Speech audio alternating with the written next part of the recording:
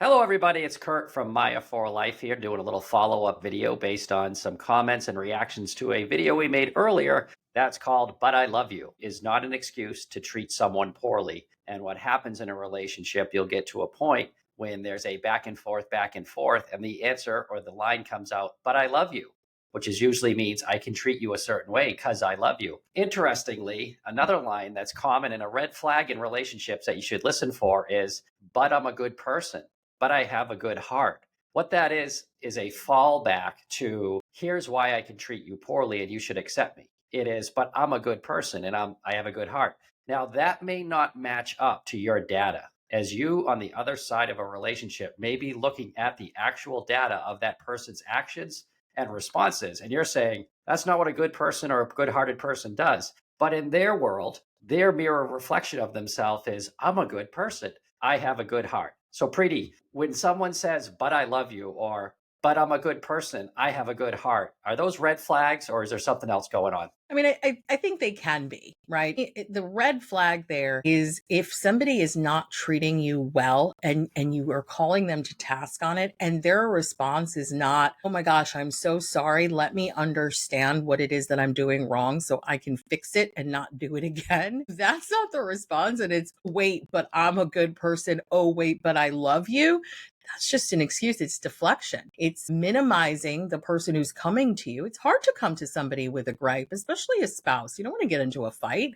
You don't want it to blow up. And oftentimes that does happen. So the person who has the complaint has done some soul searching, let's assume the goodwill of that, and is coming to you asking for something. They're in pain, they're hurt, and if your response is, but I'm a good person, it's so incredibly dismissive of that person's pain. It's also really presumptuous, as if, I'm a good person and now I am done with the work of becoming a better person. I don't know Mhm. about you, but I become better at everything every day. I will say, though, that there was probably a time where I thought I might have fallen back on a phrase like that myself. So, confession time, but I don't think it necessarily makes you a bad person. I think what it does is that it makes you short sighted, and it makes you not necessarily somebody who is looking to grow and become better as time goes on. And as you talk about, and we talk about with teens at Maya, it's owning it, right? It's owning where you're at and having grace and forgiveness, whether it's right or wrong or how you've been.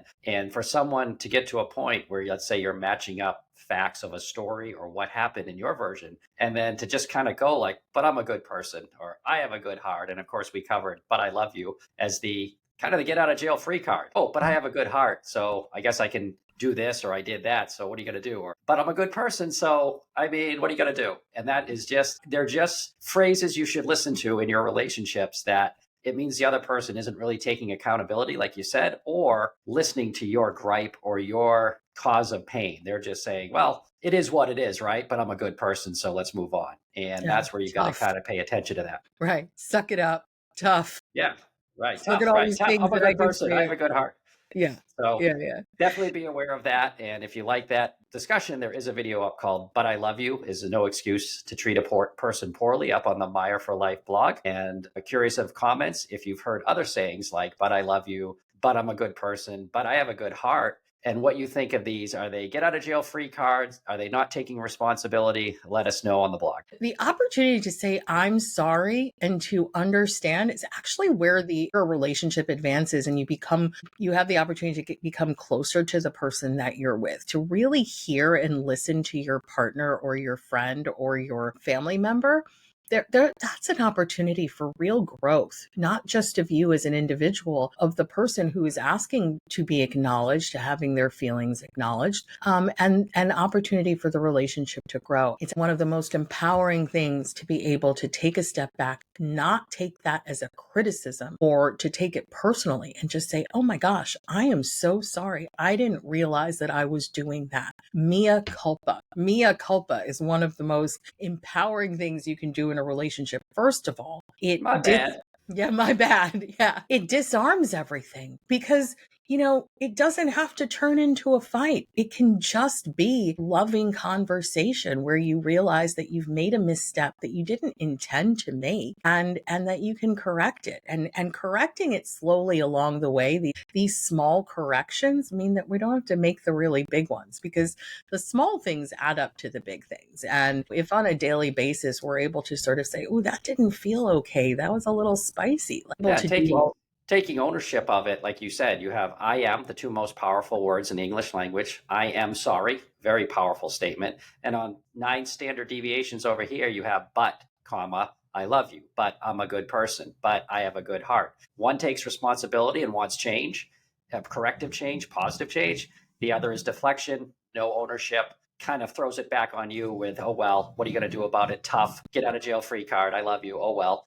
So So toxic. yeah, notice those sentences and how that person's mindset is towards you will tell you a little bit of where this is going to go. It's toxic and it's gaslighting. Let's be honest. If somebody is saying you hurt me and they're saying, but I couldn't have hurt you, I'm a good person, that's 100% gaslighting. We have to remember that women get gaslighted, but men get gaslighted by women as well.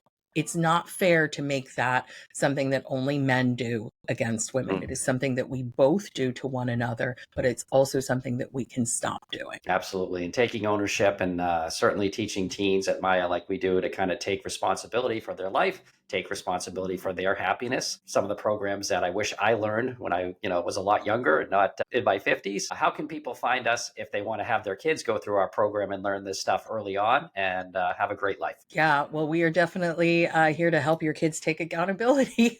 Maybe do some of that heavy lifting for you. And we could be found at Maya4Life. Thank you, Preeti. Thank you, Curt.